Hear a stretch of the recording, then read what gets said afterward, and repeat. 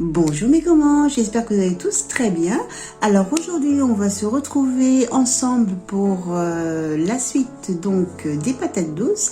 Le feuillage et les racines en tout cas se portent à merveille. Donc là ce qu'on va faire, on va reprendre le cahier de jardinage et je fais le point avec vous.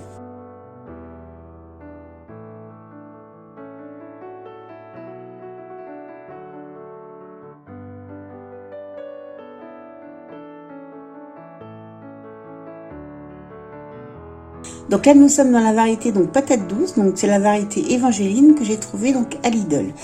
Alors ici donc au niveau des semis, donc pour l'instant nous ce qui nous intéresse c'est juste le temps de germination. Donc ils ont mis de 15 à 3 semaines à germer, donc j'ai marqué sur tapis chauffant. Moi mon tapis chauffant en fait c'est mon déshydrateur donc qui en ce moment est en route, donc qui me sert donc de tapis chauffant. Ici, donc, les semis en pleine terre, on s'en fiche, la croissance, on s'en fiche, et tout le reste, on s'en fiche également, parce que pour l'instant, ça ne nous concerne pas, nous sommes toujours au stade, donc, du fait de faire les plants. Donc ici, je vais arriver donc au niveau de mon petit calendrier. Donc mon petit calendrier, comme vous voyez, j'ai également donc les semis en alvéole, les plantations, les semis en pleine terre et la récolte. Donc nous, ce qui nous intéresse pour l'instant, c'est le tout début. Donc je les ai mises à germer donc le 8 janvier donc 2021, donc dans de l'eau. Et là, je les ai donc mis en godet donc le 3 mars avec la racine. Donc au niveau des astuces de culture, ce qu'ils préconisent, c'est une germination à au moins 25 degrés. Donc alors comme je vous le disais, moi ils ont été posés sur les hydrateurs. Donc la température de la cuisine est d'environ 22 degrés. Donc c'est la seule pièce qui n'est pas chauffée. Parce qu'effectivement, dès que le four s'allume, dès que le déshydrateur est en route, donc j'arrive facilement à 22 degrés. Donc je me suis amusée ce matin à prendre la température donc de l'eau pour justement par curiosité à savoir combien elle se trouvait. Donc effectivement, la température de mon eau se trouve à 25 degrés. Donc du coup, j'ai une température donc de 22 degrés dans la cuisine et la température de l'eau est de 25 degrés. Donc au niveau des observations, donc j'ai tout noté. Donc comme je vous disais, le 8 janvier, donc je les ai mises à germer. Donc j'avais mis au début 3 patates douces. Donc comme j'ai dit, le cul dans l'eau avec les cure-dents. Le 17, j'ai eu les premières racines, donc c'était sur mon récipient A. Le 23 également, la première pousse, mais pas de racines, donc sur la C. Alors la C par contre, elle a été supprimée parce que du coup la patate douce donc commençait à pourrir. Donc je ne compte plus la C. Le 26 donc janvier, j'ai eu la première pousse donc sur la B avec un début de racine. J'ai changé l'eau donc toutes les semaines, donc tout le mois de janvier. Après je n'ai plus changé l'eau. Et ici par contre, alors à partir de février, les lianes et les racines donc qui commencent à bien se développer, et donc le 3 mars comme je vous disais, je les mets en pot. Alors pour mon repotage, je vais utiliser du terreau ainsi que du compost. Je vais les laisser donc dans mon salon, et en ce moment donc dans mon salon j'ai une température de 23 degrés. C'est parti, on va s'occuper donc des lianes de patates douces.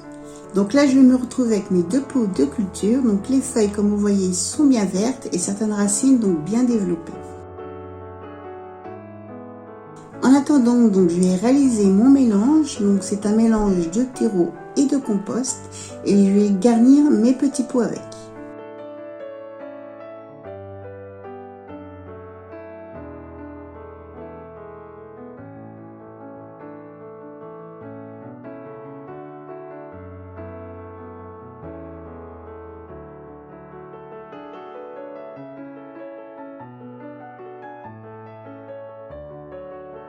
Le premier pot que nous faisons donc est le pot B. Lui, il m'a fait peu de racines mais de belles lianes. Je prends délicatement la patate douce. Comme vous pouvez voir, la racine s'est très bien développée. Donc je vais pouvoir mettre directement la liane en pot. Mais en attendant, donc, je vais les mettre de côté. Alors ici on voit les petites boursouflures blanches. Alors en fait ce seront des futures racines, mais en tout cas la tige là pour l'instant n'est pas assez développée au niveau de ses racines, donc je vais la remettre dans l'eau et je vais faire 2 tas, un avec les racines et l'autre sans racines ou très peu.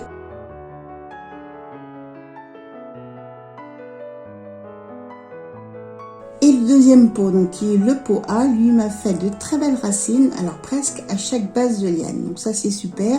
Donc je vais pouvoir directement les mettre donc du coup dans le terreau.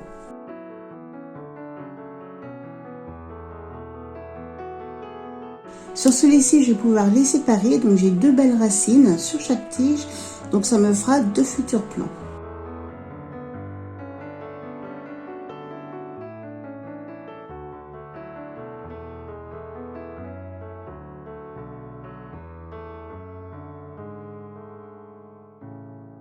Je suis surprise en tout cas sur le nombre de racines donc, que je peux avoir donc, sur ce plant de patates douces.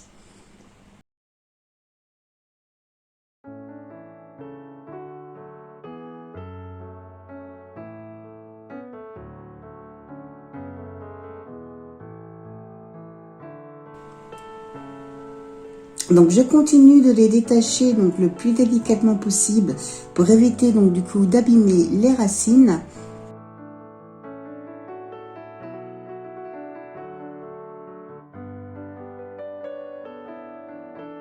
Pour la mise en pot, je vais d'abord y faire donc un gros trou donc avec mes pouces. Je vais y déposer donc une tige avec sa racine sans l'abîmer, en la déposant le plus délicatement possible donc à l'intérieur. Je maintiens la tige avec mon autre main et de façon à vraiment recouvrir toutes les racines. Et commence donc à tasser le terreau en le ramenant vers le centre sans appuyer sur les racines pour le moment. Je complète donc également avec le terreau compost et là je peux tasser le pot.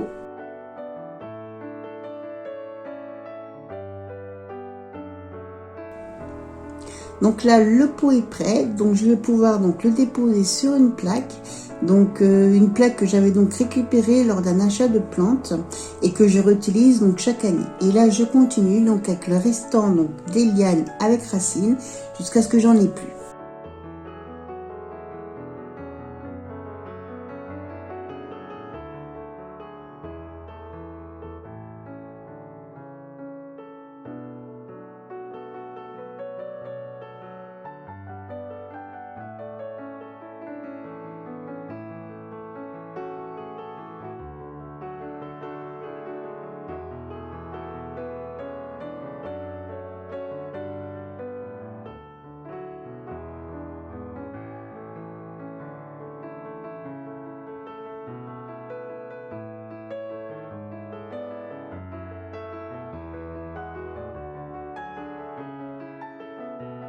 Donc les premiers pots là donc ont été rempotés, donc maintenant je vais pouvoir m'occuper donc de ceux qui sont sans racines.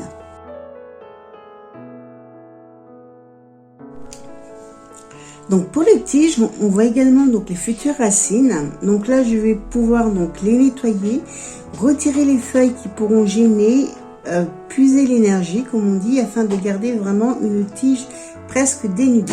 Je les remets dans un récipient avec de l'eau et retourne donc de nouveau sur le dessus de mon déshydrateur qui me sert donc de tapis chauffant. Le temps de nouveau qu'il me fasse de nouvelles racines.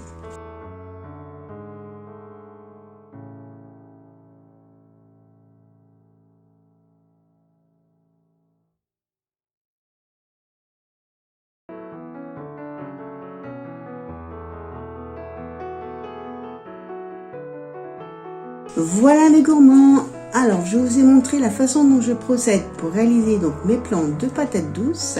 Je vais également donc lancer les plantations d'Oca du Pérou. Alors en attendant les suivis du mois de mars, en tout cas portez-vous bien et moi je vous dis à bientôt pour de nouvelles vidéos.